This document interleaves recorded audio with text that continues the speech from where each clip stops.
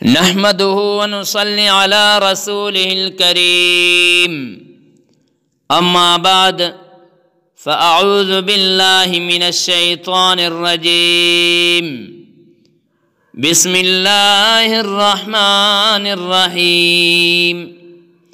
آج کا موضوع ہے غسل جنابت کا بیان۔ مرد نے جب شب میں جماع کیا ہو تو صبح ہوتے ہی نماز فجر سے پہلے غسل کرنا چاہیے، اس کو غسل جنابت کہتے ہیں۔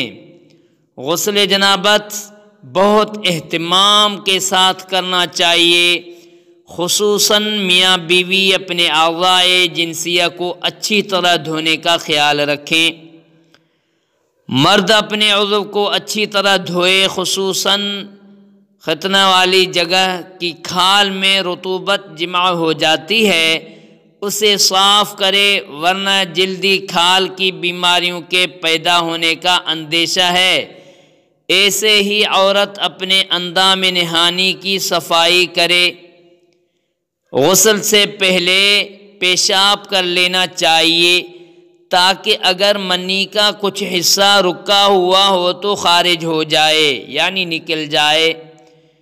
غسل جنابت کا طریقہ یہ ہے کہ پہلے بدن کے جس حصے پر ناپاکی لگی ہو اسے دھوئے، پھر وضو کرے، پھر پورے بدن پر خوب پانی بہائے۔ غسل میں 3 فرض ہیں۔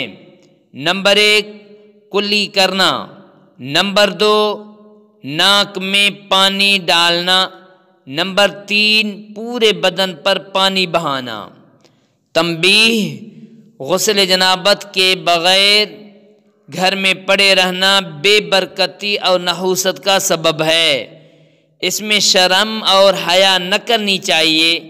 رسول اللہ صلی اللہ علیہ وسلم کا ارشاد ہے کہ جنابت کی حالت میں پڑے رہنے سے رحمت کے فرشتے گھر میں نہیں آتے۔ مراد یہی ہے کہ سستی اور کاہلی سے پڑا رہے کہ جس کی وجہ سے نمازیں بھی قضا ہو جائیں۔ ہاں، فقط رات کے تھوڑے حصہ میں جنابت کی حالت میں سونا مراد نہیں۔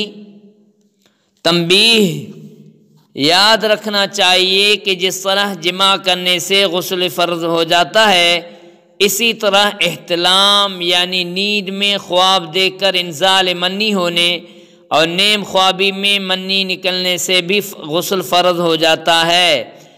اسی طرح بیداری میں شہوت کے ساتھ انزال ہو یا عورت کے چھونے اور بوسہ دینے میں شہوت پائی جائے اور انزال ہو جائے تو بھی غسل فرض ہو جاتا ہے۔ عورت کو اس قسم کی شکایت کم ہوتی ہے۔ جماع کی صورت میں جب مرد کی سپاری کا حصہ عورت کے فرج میں داخل ہو جائے گا تو اس پر غسل فرض ہوگا۔ ہاں، کوئی عورت بہت کمزور ہو اور بغیر دخول کے اس کو انزال ہو جائے تو اس پر بھی غسل فرض ہوگا۔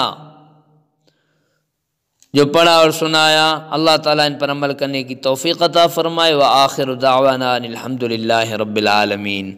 آمین آمین آمین یا رب العالمین۔